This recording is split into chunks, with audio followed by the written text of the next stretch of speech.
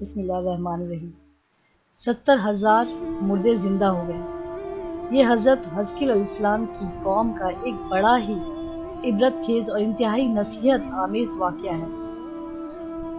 حضرت حزقیل علیہ السلام کون تھے؟ یہ حضرت موسیٰ علیہ السلام کے تیسرے خلیفہ ہیں جو منصب نبوت پر سرفراز کیے گئے۔ مردوں کے زندہ ہونے کا واقعہ۔ اس کا واقعہ یہ ہے کہ بنی اسرائیل کی ایک جماعت جو حضرت حزقیل علیہ السلام کے شہر میں رہتی تھی، شہر میں طاعون کی وبا پھیل جانے سے ان لوگوں پر موت کا خوف سوار ہو گیا اور یہ لوگ موت کے ڈر سے سب کے سب شہر چھوڑ کر ایک جنگل میں بھاگ گئے اور وہیں رہنے لگے۔ تو اللہ تعالیٰ کو ان لوگوں کی یہ حرکت بہت زیادہ ناپسند آئی، چنانچہ اللہ تعالیٰ نے ایک عذاب کے فرشتوں کو اس جنگل میں بھیج دیا، جس نے ایک پہاڑ کی آڑ میں چھپ کر اور چیخ مار کر بلند آواز سے یہ کہہ دیا، تم سب مر جاؤ۔ اور اس محیب اور بھیانک چیخ کو سن کر بغیر کسی بیماری کے بالکل اچانک یہ سب کے سب مر گئے، جن کی تعداد 70,000 تھی۔ ان مردوں کی تعداد اس قدر زیادہ تھی کہ لوگ ان کے کفن و دفن کا کوئی انتظام نہیں کر سکے، اور ان مردوں کی لاشیں کھلے میدان میں بے غور و کفن 8 دن تک پڑی سڑنے لگی اور بے انتہائی تعفن اور بدبو سے پورے جنگل بلکہ اس کے اطراف بھی بدبو پیدا ہو گئی۔ کچھ لوگوں نے ان لاشوں پر رحم کھا کر چاروں طرف سے دیوار اٹھا دی تاکہ یہ لاشیں درندے سے محفوظ رہیں۔ کچھ دنوں کے بعد حضرت حزقیل علیہ السلام کا اس جنگل میں ان لاشوں کے پاس گزر ہوا تو اپنی قوم کے 70,000 انسانوں کی اس موت ناگہانی اور بے غور و کفن لاشوں کے فراوانی دیکھ کر رنج و غم سے ان کا دل بھر گیا۔ آپ دیدہ ہو گئے اور باری تعالیٰ کے دربار میں دکھ بھرے دل سے گڑگڑا کر دعا مانگنے لگے، یا اللہ، یہ میری قوم کے افراد تھے جو اپنی نادانی سے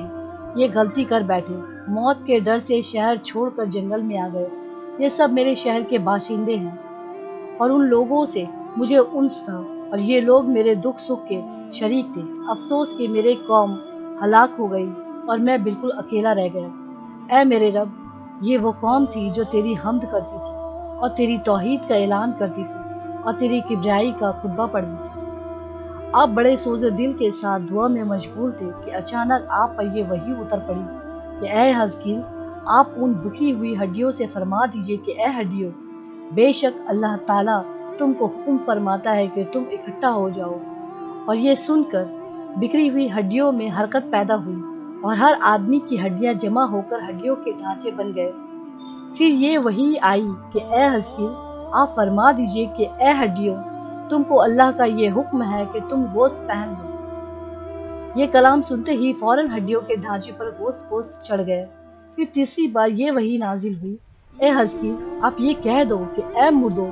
خدا کے حکم سے تم اٹھ کر کھڑے ہو جاؤ۔ چنانچہ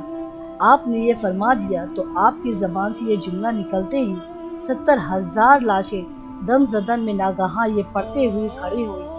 پھر یہ لوگ جنگل سے روانہ ہو کر اپنے شہر میں آ کر دوبارہ آباد ہو گئے اور اپنی عمروں کی مدت بھر زندہ رہے۔ لیکن ان لوگوں پر اس موت کا اتنا نشان باقی رہ گیا کہ ان کی اولاد کے جسموں سے سڑی ہوئی لاش کی بدبو برابر آتی رہی،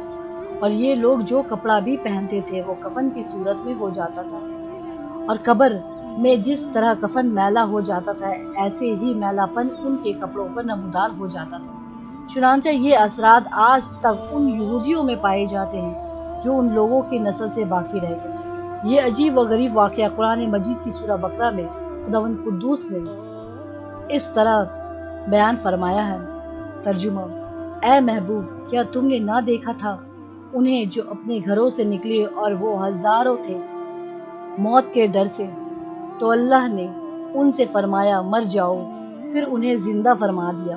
بے شک اللہ لوگوں پر فضل کرنے والا ہے، مگر اکثر لوگ ناشکرے ہیں۔ درس ہدایت: آدمی موت کے ڈر سے بھاگ کر اپنی جان نہیں بچا سکتا، لہٰذا موت سے بھاگنا بالکل ہی بیکار ہے۔ اللہ تعالیٰ نے جو موت مقدر فرما دی ہے وہ اپنے وقت پر ضرور آئے گی، نہ ایک سیکنڈ اپنے وقت سے پہلے آ سکتی ہے نہ ایک سیکنڈ بعد آئے گی۔ لہٰذا بندوں کو لازم ہے کہ رضائے الہی پر راضی رہ کر صابر و شاکر رہیں۔ وہ کتنی ہی وبا پھیلے یا گمسان کا رن پڑے، اطمینان و سکون کا دامن اپنے ہاتھ سے نہ چھوڑے، اور یہ یقین رکھے کہ جب تک میری موت نہیں آتی مجھے کوئی نہیں مار سکتا اور نہ میں مر سکتا ہوں، اور جب میری موت آ جائے گی تو میں کچھ بھی کروں، کہیں بھی چلا جاؤں، بھاگ جاؤں یا ڈٹ کر کھڑا رہوں، میں کسی حال میں بچ نہیں سکتا۔ اس آیت میں خاص طور پر مجاہدین کو ہدایت کی گئی ہے کہ جہاد سے گریز کرنا یا میدان جنگ چھوڑ کر بھاگ جانا ہرگز موت کو دفع نہیں کر سکتا، لہٰذا مجاہدین کو میدان جنگ میں دل مضبوط کر کے ڈٹے رہنا چاہیے اور یہ یقین رکھنا چاہیے کہ میں موت کے وقت سے پہلے نہیں مر سکتا، نہ کوئی مجھے مار سکتا ہے۔ یہ عقیدہ رکھنے والا اس قدر بہادر اور شیردل ہو جاتا ہے کہ خوف اور بزدلی کبھی اس کے قریب نہیں آتی، اور اس کے پائے استقلال میں کبھی بال برابر بھی کوئی لرزش نہیں آ سکتی۔ اسلام کا بخشا ہوا یہی وہ مقدس عقیدہ ہے کہ جس کے بدولت مجاہدین اسلام ہزاروں کفار کے مقابلے میں تنہا پہاڑ کی طرح جم کر جنگ کرتے تھے، یہاں تک کہ فتح مبین ان کے قدموں کا بوسہ لیتی تھی، اور وہ ہر جنگ میں مظفر اور منصور ہو کر اجر عظیم اور مال غنیمت کی دولت سے مالا مال ہو کر اپنے گھروں میں اس حال میں واپس آتے تھے کہ ان کے جسموں پر زخموں کی کوئی خراش بھی نہیں ہوتی تھی، اور وہ کفار کے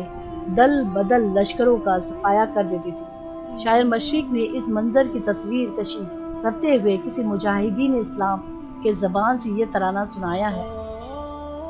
ٹل نہ سکتے تھے اگر جنگ میں اڑ جاتے، پاؤں شیروں کے بھی میدان سے اکھڑ جاتے، حق سے سرکش ہوا کوئی تو بگڑ جاتے، دیکھ کیا چیز ہے ہم توپ سے لڑ جاتے، نقش تو حیدر کا ہر دل پر بٹھایا ہم نے، زیر خنجر بھی یہ پیغام سنایا۔ ایک لطیفہ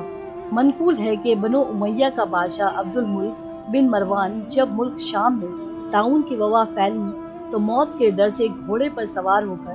اپنے شہر سے بھاگ نکلا، اور ساتھ میں اپنے خاص غلام اور کچھ فوج بھی لے لی، اور وہ طاعون کے ڈر سے اس قدر خائف اور ہراساں تھا کہ زمین پر پاؤں نہیں رکھتا تھا بلکہ گھوڑے کے کس پر سوتا تھا۔ دوران سفر ایک رات اس کو نیند نہیں آئی تو اس نے اپنے غلام سے کہا کہ تم مجھے کوئی قصہ سناؤ،